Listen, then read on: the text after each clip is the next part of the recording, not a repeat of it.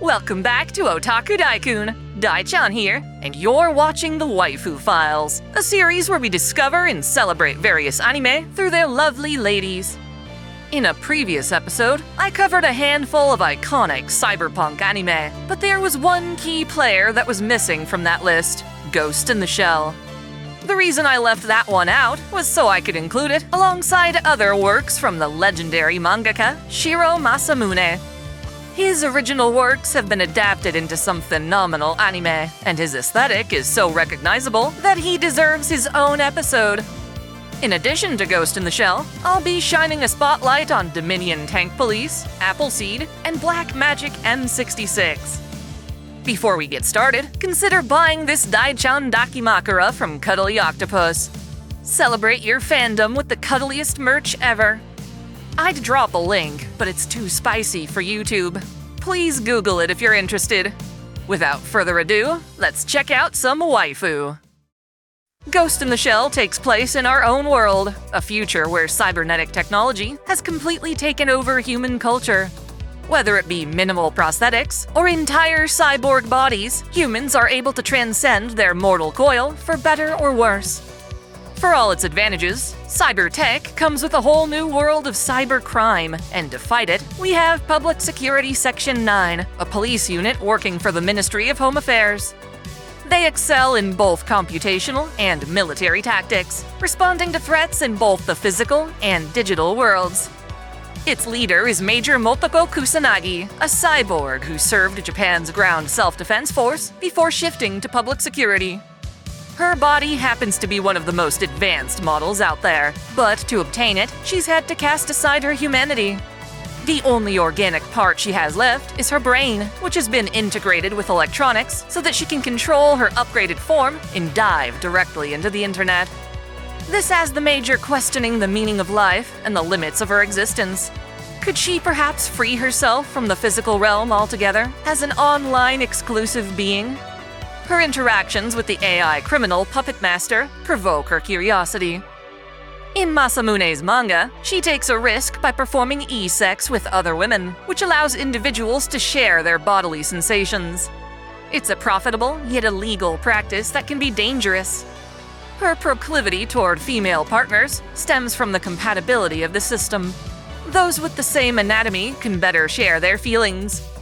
Outside of that, she also dates men, though her lifestyle makes it hard for her to maintain a long-term relationship. After all, most of her time is spent countering terrorist activities, risking life, limb, and her own sanity to combat threats. With every anime adaptation she receives, the Major has a different continuity, which sometimes alters her personality and identity. One such timeline exists within Mamoru Oshii's 1995 film and its sequel. Here, Motoko is serious, very intellectually introspective.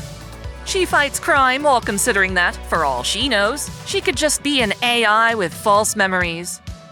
The standalone complex anime features a more outgoing Major who conducts an investigation of the cryptic criminal Laughing Man. It's also stated that Motoko went full cyborg at age 6 due to injuries from a plane crash. The difficulty of controlling her new body caused her to accidentally break one of her favorite dolls. She later discovers that one of her targets, Hideo Kuze, was a boy who survived the same crash she did. At the hospital, she supported him as his relatives abandoned him. However, she was too embarrassed to admit she became a cyborg, and he no longer recognized her. Reunited as adults, love sparks between them, and even after Kuze is murdered, Motoko hopes she can reconnect with him in cyberspace. She decides to leave Section 9, but continues fighting terrorism well into the Netflix spin-off series 2045. Ghost in the Shell Arise, however, changes this narrative completely, having Motoko cyberized from birth, as her mother died while pregnant. She was then raised as a military soldier to pay for her expensive new body. In all cases, though, she's an extraordinary hacker whose combat expertise has thwarted many horrifying crimes on a global scale. As the show itself might put it, she's incredible math. Which version of Motoko is your favorite? Personally, I'm most excited about a new project in the works for 2026, which has Studio Science Saru more faithfully adapting the original manga. That version of Motoko is the most outgoing, with an attitude more in line with Masamune's other characters. The Major's intimate partners mostly go unnamed, but one exception is a young girl named Kurutan. She may dress in frilly lingerie in the bedroom, but by day, she's actually a nurse who cares for children at the hospital. She accompanies Motoko when it's time for her to swap out her cyber body. The other woman seen in their apartment is Ran, and she too is beautiful. Gotta say, Major Kusanagi has some phenomenal taste. One waifu that never appears in the manga is Yoko Kayabuki, who's exclusive to the standalone Complex anime. She is Japan's first female prime minister. For as progressive as that sounds, her male colleagues aim to use her as a mere figurehead, puppeting the policies of Chief Cabinet Secretary Takakura. Luckily, that sexist bastard gets arrested, and Yoko continues to be re-elected until the 2045 anime. She's generally an ally to Section 9, who in turn help her fish out corruption within the Japanese government. Admittedly, I'm not the most knowledgeable on Arise or the 2045 anime, but they do introduce some new waifu. One is Purin Izaki, a genius who graduated from MIT as a teenager and joined Section 9 to maintain their Tachikoma battle tanks. She's what's called a post-human, someone infected by the American AI Code 1A84. As a result, she's extremely intelligent and adept at cyberspace hacking. Beyond that, she also has superhuman physical abilities. Her parents were murdered by perhaps the most nefarious villain in the franchise, Marco Amoretti. As her family's only survivor, she went into witness protection, adopted by a Japanese family. She eventually joined Section 9, in part, due to her affection for Bato, who had been hunting Amoretti. The Arise films introduce us to Unit 501 of the Self-Defense Force, where Motoko served before switching to Section 9. The unit's leader is Lieutenant Colonel Kurutsu, or Kurtz. To accomplish her own grand scheme, she later turns Unit 501 into a private military contractor, with the goal of advancing cyberization technology so that children who are stuck with faulty or incomplete upgrades can ascend their consciousness to the net. To that end, she collaborates with the terrorist Firestarter and provokes Motoko throughout the series. For the rest of Ghost in the Shell's waifu, we're really scraping the bottom of the barrel. One of Section 9's members is Togusa, a young detective who is reluctant to undergo cyberization. He's the only member of the team with most of his human body parts still intact. This puts him in tremendous danger, and despite this, he tries to live humbly with his wife and daughter. Togusa's wife, who is never introduced by name, is a supportive partner and mother to his child, but overall their relationship is strained by his perilous and demanding career. Section 9 uses a series of identical female operators to handle most of its clerical tasks. These gynoids are entirely artificial, operating on a more primitive AI system that struggles to comprehend philosophical issues. As such, they're just meant to follow orders, and although their design is cute enough, it's kind of freaky how they can extend their fingers for high-speed typing. Kinda makes you wonder why a computer would even need to type in the first place. Surely it would be easier to just interface with a system directly. Anyway, they add to Ghost in the Shell's crazy cool cyberpunk aesthetic. Moving on to Masamune's other works, we can't ignore the outrageous Dominion, or Dominion Tank Police. This is a story set in the fictional Japanese city, Newport. Here, the air has become so polluted that citizens need to wear gas masks outside. Likely contributing to this pollution is a ridiculous tank police division that battles against supercriminals. Similar to the infamous Dirty Pair, the tank police often appear to cause just as much mayhem as they hope to prevent. Enter Leona Ozaki, a 23-year-old tomboy who transfers into the tank police after a career in the Osaka Women's Motorcycle Unit. As the tank police's first woman, her sausage fest of a crew is apprehensive of her inclusion. Lucky for her, she's more into metal than men. To assert herself, Leona uses damaged tank parts to construct her very own mini-tank she calls Bonaparte. Taking the team's motto too seriously, Leona friggin' loves this tank, doting on it at all times. Her partner is a young man named AlkuadSulte, who handles the tank's movement, allowing her to focus on manning its weaponry.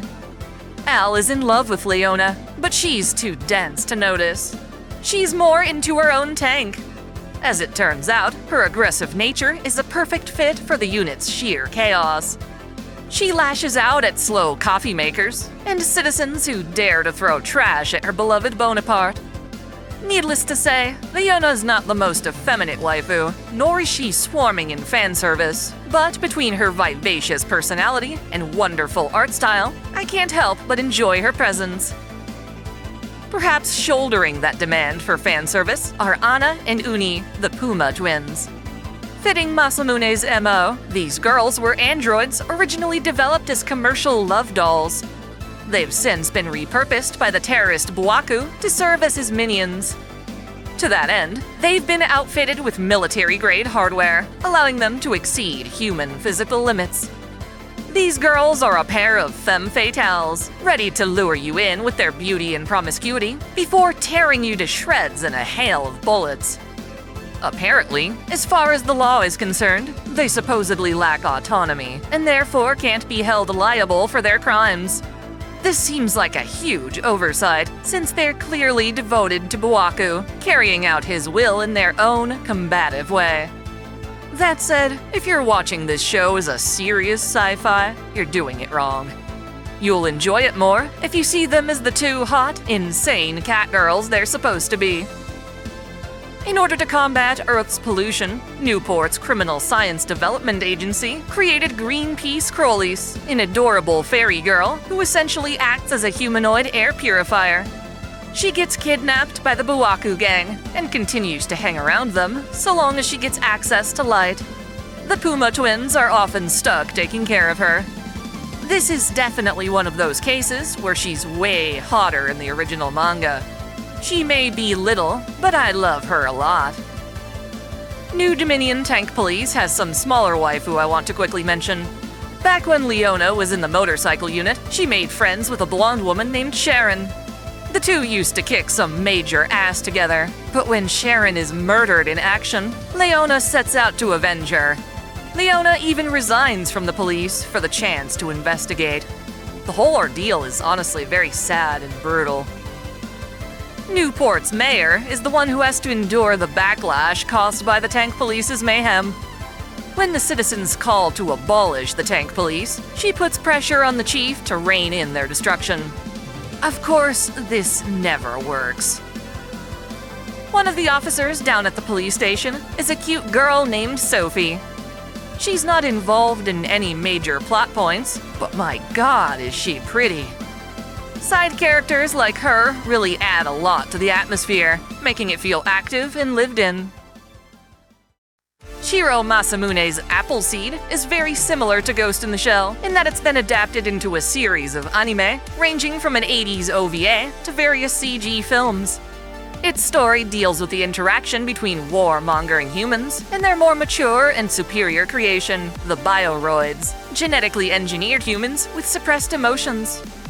The idea was that by incorporating bioroids into society, their emotional stability would help stave off conflict and war between nations. Our protagonist, Dunin Newt, was the daughter of Gilliam Newt, who first invented the bioroids. After watching her mother get shot and suppressing the memory, Dunin grew up with her father Carl, a war veteran who trained her as a soldier. On the battlefield of a new world war, she met and fell in love with a human named Briarios. Her lover was thought to be killed in battle, but her worries were absolved when reuniting with him in Olympus, an island utopia where half the population consists of bioroids. Briarios survived the war, but only due to cybernetic augmentation that makes him look like a cute robo-bunny. Happy he's still alive, Dunin joins him as a member of ESWAT, a unit tasked with protecting Olympus from terrorist threats. Like Motoko Kusanagi, aspects of Dunin's character change between adaptations. Most prominently, though, she helps to maintain peace between humans and bioroids, risking her life to stop the spread of a virus meant to render humanity infertile. Dunin is a compassionate lover who hopes that Briarios can one day return to an organic body. For as militaristic as she gets frustrated by his stoicism and lack of intimacy. He's really just shy, though. To that end, she's often seen trying to break him out of his shell, literally and symbolically. Dunin's best friend in Olympus is the bioroid Hitomi, who first recruited her into ESWAT. Hitomi works for the government and is tasked with immigrating humans to Olympus. Like other bioroids, her emotions are regulated, but that doesn't mean she can't feel love. That said, she detests hatred and yearns for the kind of romance shared between Dunin and Briarios. Her wish comes true when she starts dating the engineer Yoshitsune Miyamoto, a timid bioroid who's always had a crush on her. Overall, Hitomi's a perky young woman who supports Dunin, while also getting saved by her on occasion. Her design is drastically different between anime adaptations. In my opinion, she's at her best in the 80s OVA, though she's also quite gorgeous in Ex Machina. In the separate chronology of Appleseed Alpha, we have a bioroid girl named Iris, whose genetics are based off of Hitomi's. Before being brought to Olympus, Dunin and Briarios rescue Iris and her bodyguard Olsen out in the desert. They're on the run from a man named Talos, who wants to use Iris as the key to awaken an abandoned war machine. Dunin tries to keep Iris safe, but in the end, she's captured by Talos. A rescue attempt is made, but not before Iris is forced to activate the giant weapon. She's left with no choice but to sacrifice herself to destroy it in a bittersweet conclusion. Talos is accompanied by a rather unimpressive robo-waifu called Nyx. She's formidable in a fight, but not strong enough to best Briarios. Poor thing gets blasted in two by a rifle. I can't say I'm disappointed. Appleseed Ex Machina has two very understated waifu. First, there's Yoshino, a diplomat sent from what was originally Japan, now referred to as Poseidon. She's questioned by Olympus's government regarding stolen tech used in a recent terrorist attack. Though she at first tries to deny any involvement, she's able to trace the disturbance back to a Poseidon lab, Halcon, and provides ESWAT the gear needed to invade it. Working at that lab was Elizabeth H. Zander, the head of Poseidon's Halcon division. Her team developed neurostimulants that could allow paraplegic humans to move again. However, their research took a dark turn, dealing with mind control. Poseidon's higher-ups tried to shut this down by assassinating Zander. Sadly, the real villain was her partner, Richard Kestner, who continued research in secret, developing augmented reality tools that brainwash users into committing violent crimes.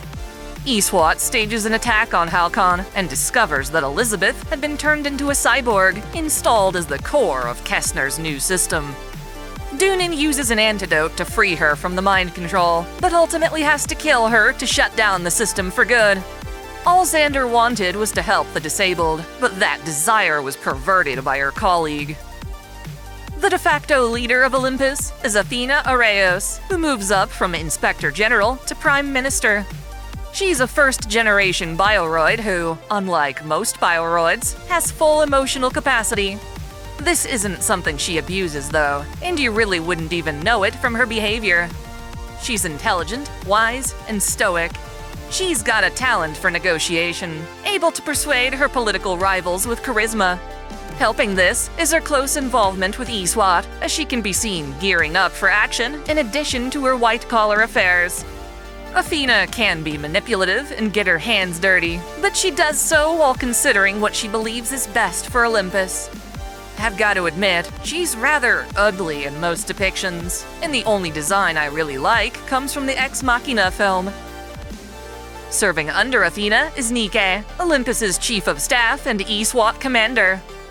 In most cases, her role in the story is subdued, and she's normally seen just standing beside Athena in her main office. In fact, during the Appleseed 13 series, Nike doesn't even get a name card like the other prominent characters. Maybe it's because this design makes her look like an old lady. I like her best in the 04 Appleseed movie, as well as the retro OVA. You can never go wrong with the classics. Speaking of classics, our last Shirow Masamune anime is the 1987 OVA film Black Magic M66. It's like an anime waifu version of the Terminator, which of course makes it totally awesome. Essentially, it tells the tale of a major military screw-up. When a plane containing 2 experimental android assassins crashes in the jungle, the M66 androids are set loose and proceed to hunt down their target. Their designer, Professor Matthews, is a negligent POS who installed in them a dummy mission that accidentally activates during the crash. This placeholder mission just so happens to target Matthews' granddaughter, Ferris, and now that they've activated, there's no reversing their objective. While the army is able to stop one of the androids, the other makes its way into the city. These M66 models are an interesting blend of gorgeous and creepy. I like their female design, but it never deters from the sheer threat they possess. Wonderful villains, if you ask me. Their target, Ferris, is the designer's granddaughter, a vivacious young girl who just wants to have a fun night out on the town with her friends. She's aware of her granddad's engineering work, but never suspects it could threaten her life. Naive to their dummy program, she goes to a nightclub with her friends, only to be attacked out in public.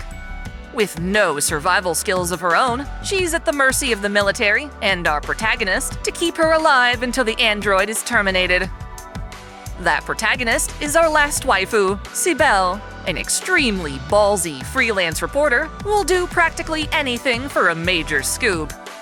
She apparently has a husband, but is so married to her work that she lives alone. When confronted with the lead of a lifetime, she nearly rushes out without any clothes on. Her partner, Richard Leakey, gains intel on a top-secret military accident, so the two of them set out to record it. Cybele bites off more than she can chew, finding herself right in the middle of the M66's assault. Going beyond the call of duty, when she discovers the android is targeting an innocent girl, Cybele is the first to pinpoint Ferris's location and rushes to go save her. It is Cybele's altruistic bravery that saves the day, and in gratitude, the army pardons her for spying on them. This dance with death doesn't deter her in any way, as she continues her dangerous career like a boss. This attitude is at the core of Shirow Masamune's kick-ass tomboy heroines. Representing them, I designate Cybele as a certified favorite. This short OVA is only 48 minutes long, so I highly recommend you check it out, especially if you're a fan of 80s action flicks. In all, we've just covered 26 waifu featured in anime adaptations of Shirow Masamune's manga. After decades of drawing some of the most influential works out there, the old man has moved on to making absurdly detailed hentai art, featuring hot chicks making love to machines and dudes who are hung like horses. This is peak culture, and if you like what I've shown in this video, you can find even more of his work, such as the anime Gun Dress, which he designed characters for. Also, look forward to more episodes of the Waifu Files, and in the meantime, check out the full Waifu Files playlist for any episodes you may have missed. See you next time! Thanks for watching. If you enjoy this channel, help us grow by liking, commenting, sharing the video, subscribing to OtakuDaiKun, and most of all, smashing that notification bell so you don't miss out on all our anime lore, discussions, and Let's Play content. You can support us directly through Patreon, Subscribestar, or a YouTube membership, all of which come with benefits like spicy exclusive vids and early access. As always, celebrate your fandom.